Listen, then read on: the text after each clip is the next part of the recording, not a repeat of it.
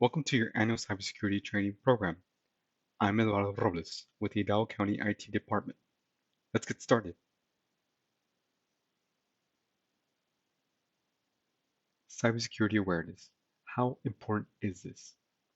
We will cover protecting data, prevention of financial loss, confidence and damaged reputation, prevents business disruptions, and keeps us in compliance with regulations.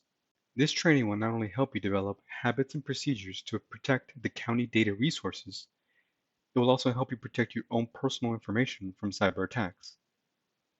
The awareness training is designed to help you detect and identify basic security threats to the county information. You will be able to report these threats using best practice procedures, and you will also learn the different information types. This will aid in keeping Hidalgo County in compliance with Texas Government Code House Bill 3834. Let's begin. First part of your training will be defining information security, the different types of information, the forms and location that information assumes, safeguards in regards to access and use of data, what defines secure storage, and how to securely dispose of or sanitize hardware that may hold data. Second part of your training consists of defining what our threat means regarding data. What are threat actors? What does risk mean to technology? How data can be attacked? Indicators of common attack? How to respond and report? And spear phishing. The framework for our definition and technology are modeled after the federal department known as NIST, the National Institute of Standards and Technology. According to NIST, information security is the practice of protecting information by the mitigation or reducing the risk associated with the information by preventing or at least reducing the probability of unauthorized access, use, disclosure, disruption, modification, destruction, or corruption.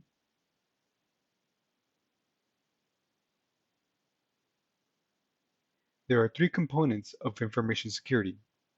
Their primary focus is a balanced protection of data. This is because there are equal parts of each core component to ensure effectiveness. Confidentiality is the prevention of unauthorized access and use of information resources. What is secret should remain secret.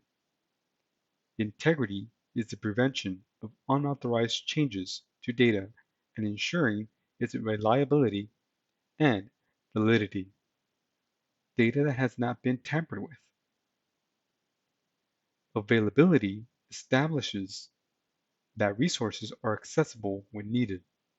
For example, there are county departments that run 24/7. They require access to our resources to function and provide services when needed.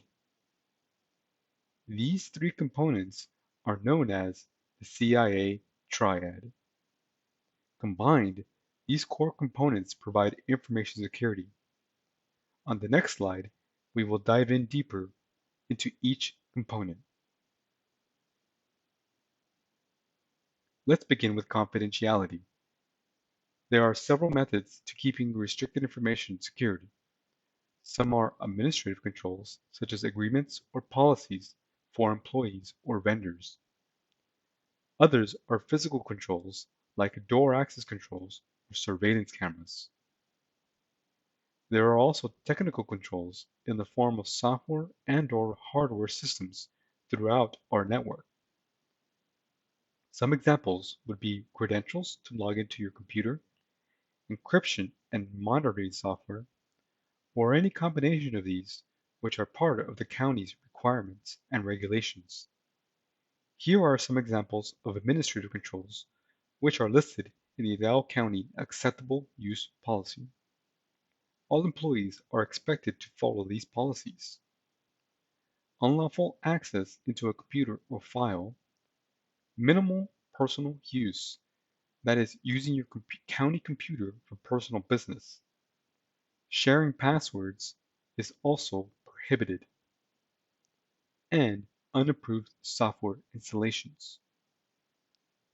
Installing unapproved software can infect your computer, spreading it to other computers, or even worse, to the data center, bringing down the county's network. These controls are in place to help government how we handle confidential, personal, identifiable information, known as PII.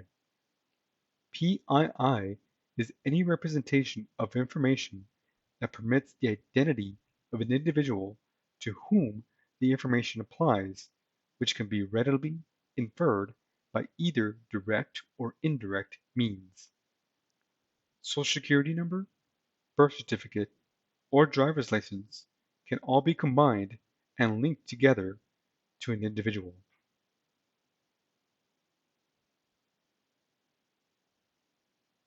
We just covered the administrative controls, such as the acceptable use policy, physical controls like access cards and security cameras. Now, let us look at technical controls such as multi-factor authentication, or MFA, which is used as a secondary verification when you log into your computer. With so many breaches out there, this is highly recommended. Antivirus is also a form of technical control, as is the firewall, which is an appliance that monitors the information flow from our network to the internet, both inbound and outbound. And of course, VPN, which has become critical in the COVID times. This is an encrypted connection from a computer outside our network to our internal systems. Integrity, in this case, means guaranteeing the data or information is genuine. County data should be monitored and guarded against unauthorized modification and/or destruction. County data should also be checked for validity. There are tools that help detect unsanctioned changes to our information resources. These tools can detect unapproved activity in our environment, as well as monitor the status of systems health. Hashing technology is used to validate the integrity of each file. Hash values are unique to each file, much like fingerprints are unique to an individual.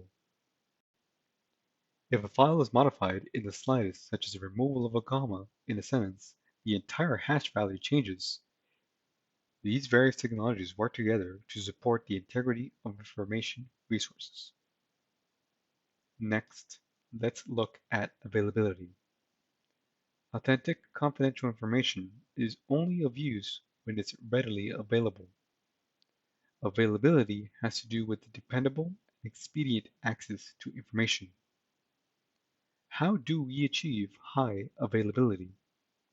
Through the development, planning, and the identifying of mission-critical functions and main support systems needed to continue in the case of potential degraded system services. We plan for continuity of services whether the outage is caused by weather, disaster, or outages. Data and server systems are continuously backed up for contingency purposes. Currently, Dow County is in the process of building a DR site, which will ensure continued services regardless of disruption. Moving on from the three components, let's look at data types. Everyone has free access without reservation. This data usually falls under the Freedom of Information Act. Sensitive, not for outside personnel. It is only for county employees, such as our intranet. This information can be subject to release under an open records request, but it is not readily available. Confidential. This is only shared with personnel who need it to do their jobs. When sending a confidential email, it should be encrypted from end to end, and if you store confidential data on Google Drive, It should be encrypted in case of unauthorized access to the data occurs either through mishap or by intentional means. This information is typically exempt from Public Information Act. Restricted regulated information is never shared or copied unless authorized to do so. This is the most important information to be guarded. Examples would be social security numbers, credit card information, passcode, personal health information, legal documents, among others. This information is controlled by regulations such as HIPAA, CJIS, or PCI compliance rules. Depending on the type of information, access may be more or less, as well as the controls applied to the information.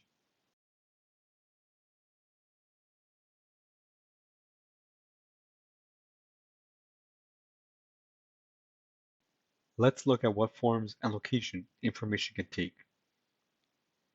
Digital electronic format. We are talking about Word documents, PDFs, text files, emails, anything that is digital. Paper documents, such as sticky notes with a phone number. We have a clean desk policy which states sensitive confidential material should be removed from the end user's workspace when not in use or an employee leaves his or her workstation. You're also supposed to lock your computer when you walk away because the sensitive information may be on your screen, if not in paper form. Information can also be in a photo, whether physical or digital. Information can also be in the form of sound, as in a person having a conversation on the phone or voicemail left from a call. What about locations? Information can be stored in any location from your computer, a USB or external drive, the cloud, cell phone, your file cabinet, or even your desk. Be aware of the many forms and locations data can be and what your responsibilities are for keeping it safe. Best practices to safeguard our information and information systems. County passwords should be unique to the county. That means if you register on an external site with your county email, do not use the same password to log into your computer. County policy dictates that county-assigned emails should only be used for county business. County emails should not be used personally for TikTok or Facebook unless you manage the county's social media. Then it would be acceptable. Your password should change every 180 days, that is every 6 months. And it should be well guarded and not shared with other employees or outside vendors. Most of us do not share our credit card, access cards, or even toothbrush, so why would we share our passwords? Use a complex password. The length of a password is more important than the complexity. A 22-character password, such as trained you will be secure, is much harder to crack than trained number 1, even with the complexity of uppercase symbol and the number 1.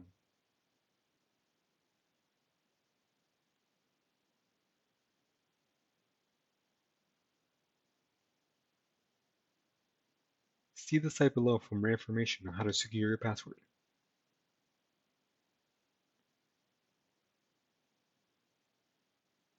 Confidential or restricted data stored or archived on paper should be secured in a locked cabinet or in a room only accessible by authorized staff. Data cabinets or closets should also be secured under lock and key. Watch out for tailgaters. Tailgaters does not refer to the football fans barbecuing outside of the back of a truck. Tailgaters is talking about people that enter a secured area right after you use your credentials to open the door. Unless you know the person walking in behind you, you can always ask that they use their own credentials to open the door.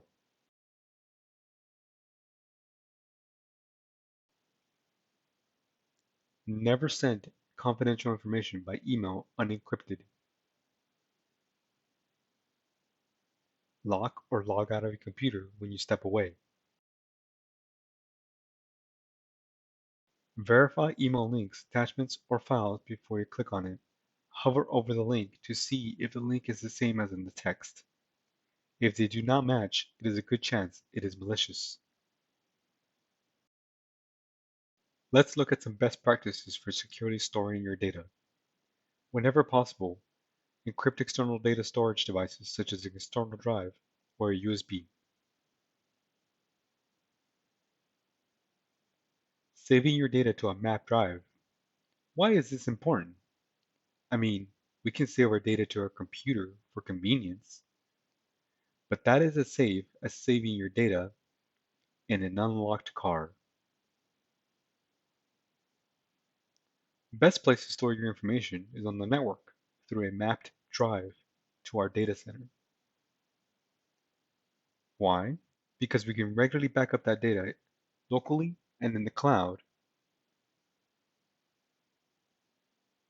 Practice proper disposal of secure information and records by sanitizing storage systems, such as hard drives or USB drives. Some methods include degaussing a hard drive. This process applies a magnetic field to disrupt the data. Erasure or deletion of data is another method, but not as secure. Overwriting the data is a much better method, but destruction is the best way to ensure that the important data will not be used by unauthorized individuals. A retention policy is best to avoid any issues with excessive backlog, loss of time, space, and risk management. Research compliance for your department. Backup data as necessary. Archive data that needs to be retained. Try not to go beyond the retention requirements on data. Remember, no sticky notes with passwords on your computer monitors, please. This is a violation of policy.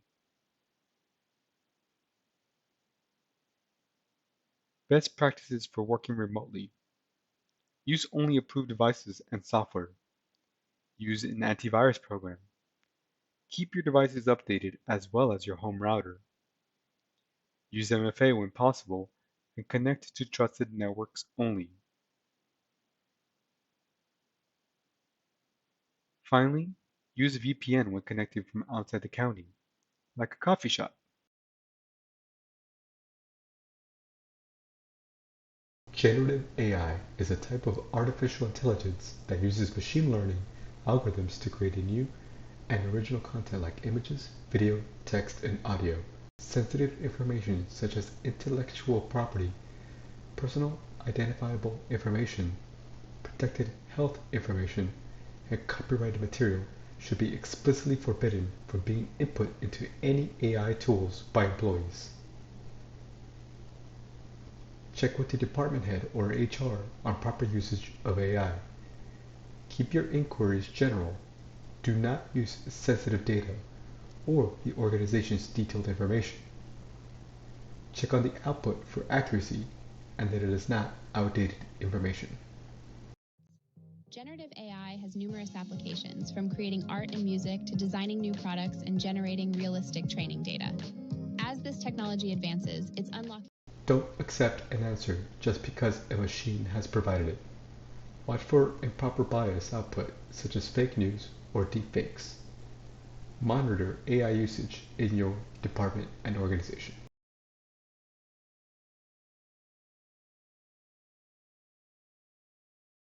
Shadow IT refers to employees taking computer repair and troubleshooting into their own hands. This can be dangerous because a threat actor can be posing as a legitimate source. We in the IT department will be more than happy to assist with any technical issues. Please consult with us before trying to become your own IT. The meaning of threat with regards to information security. When we mean threat, we aren't referring to your typical threats such as verbal or physical attack. Remember, in an earlier slide, we defined information security being the protection against unauthorized access, use, disclosure, disruption, modification, destruction, or corruption of data. A threat, in the context of computer security, refers to anything that has the potential to cause serious damage to information systems, electronic devices, or networks by unauthorized access, use, disclosure, disruption, modification, destruction, or corruption. A threat may or may not happen, but the potential to cause serious damage is present. Threats can lead to an attack on information systems, networks, and more. When we speak of threats, we are meaning viruses, malware, or threat actors. Common threat actors and their motivations. Any person or group that intentionally causes harm in the cybersecurity sphere, which includes computer devices, systems, or networks, they exploit weaknesses in computers and systems to carry out destructive attacks on individuals or organizations. State-sponsored threat actors, usually backed by a government entity, motivation is military, economic, or geopolitical. Hacktivists are motivated by ideology that advances their political or social views. Cybercriminals are after money or some financial gain. Be leery of urgent financial requests sent by email. Terrorists will sabotage electrical grids or water supply infrastructure for the sake of violence. Similar to hacktivists, but they are willing to harm individuals. Thrill seekers like to test their skills and is motivated by ego.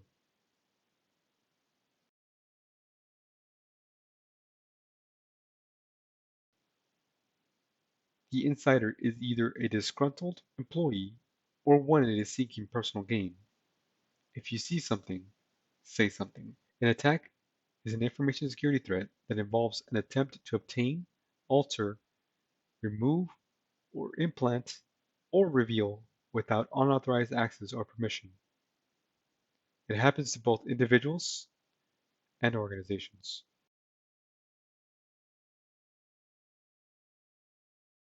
To understand risk in regards to information security, we must understand how, why, and who. We are not referring to jumping on a motorcycle or even coming home to face the music. A security risk is any risk that could result in the compromise of organizational assets through the unauthorized use, loss, damage, disclosure, or modification, or all of for-profit persons or political interest of an individual or groups or entities. When an asset has a vulnerability, a threat actor can exploit this vulnerability, resulting in loss of damage or destruction of the asset. This combination is what creates a cybersecurity risk.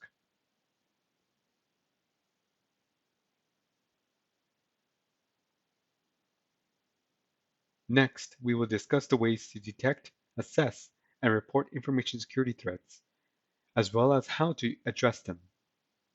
Currently, the most common attack is phishing. Phishing is termed as such because of the similarity to sport fishing. Since this is the most popular form of attack, we will discuss it in detail in the last slide. Malware is software that can harm your computer, server, or network. It can gain access or compromise your information. Social engineering is not a party for engineers. Social engineering is when someone successfully fools you into giving up your credentials or gets you to do something you shouldn't. Watch out for virus-infected websites. Even though we have several security measures in place, such as antivirus and web filters, we still caution the end user on the possibility of clicking on the wrong link. You should only visit websites that have to do with county business. Ransomware is one of the most prevalent attacks currently in our digital sphere, usually aided by an individual that clicks on the link or by opening an unknown attachment. The attack has become extremely sophisticated to the point of infiltration of the network and deploying of an executable file that will harmfully encrypt all our crucial data, preventing access. This attack is usually followed with a message from the threat actor demanding some form of monetary compensation for the key needed to unencrypt our own data. Some cities and schools have paid in the thousands and millions to get their data and systems back. It can be a costly attack in more ways than financial. The county's reputation would also be damaged, so be aware of what you click on. If you receive an email with a link, hover over the link to see the URL. If it looks wrong, do not click it. Call IT if you're unsure about the legitimacy of the email, and we will check to make sure it is okay. Do not engage with the sender or give them any information. If unsure about the email, delete it. Once again, if your computer is acting a little strange, call the IT department and we will get rid of any possible malware. If you see something, say something. Let your immediate supervisor know, and please do not shut down your computer. It may detonate a file that will cause more issues. If you get a strange email, please do not reply. Forward the email as an attachment to IT, and we will check its authenticity.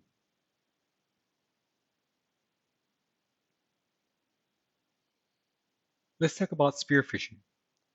As mentioned in the prior slide, phishing is similar to the activity of catching fish. However, instead of a fish, the catch is personal information.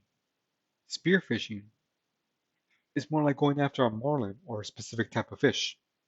In this case, it may be a person with access to important data or organization, such as an accountant or medical clerk. An email is sent to the individual, and the person clicks on the link downloading malware to their PC.